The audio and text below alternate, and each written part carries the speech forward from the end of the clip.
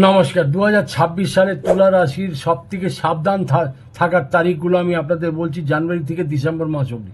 এগুলো নোট করে রেখে নেবেন।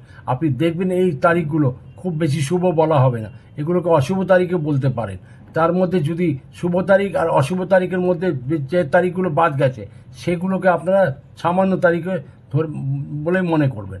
তার মধ্যে হচ্ছে জানুয়ারি মাস। জানুয়ারি মাসে বলে দিচ্ছি, প্রথমেই 1, 2, 9, 10, 19, 20, 27, 28, 29। তারপর হচ্ছে ফেব্রুয়ারি মাসের 5, 6, 15, 16, 17, 24, 25। মার্চ মাসের 5, 6, 15, 16, 23, 24।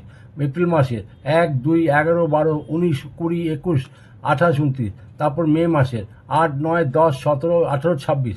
তারপর জুন মাসের 4, 5, 6, 13, 14, 22, 23।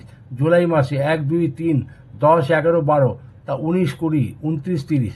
আগস্ট মাসে 7, 8, 16, 25, 26, 27। সেপ্টেম্বর মাসে 3, 4, 5, 12, 13, 22, 23, 30। তারপর অক্টোবর মাসে 1, 2, 9, 10, 19, 20, 28, 29। তারপর নভেম্বর মাসে 6, 16, 17, 24, 25। ডিসেম্বর মাসে 3, 4, 13, 14, 21, 22, 23, 30, 31। এই তারিখগুলোকে আপনারা নোট করে রেখে নিন, যে এই তারিখগুলোকে আপনাদের খুব একটা ভালো যাবে না। আর তাছাড়া আমি প্রথমেই বললাম যে আপনার পজিটিভ যেগুলো তারিখগুলো আর নেগেটিভ তারিখগুলো দুটোই বলে দিয়েছি। আপনারা মিলিয়ে দেখবেন যে নেগেটিভ তারিখগুলো বললাম সেটাও নোট করে রাখবেন, এগুলো খুব একটা ভালো যাবে না। আর বাদবাকি যে তারিখগুলো থাকবে যেগুলো আপনাদের সামান্যই যাবে।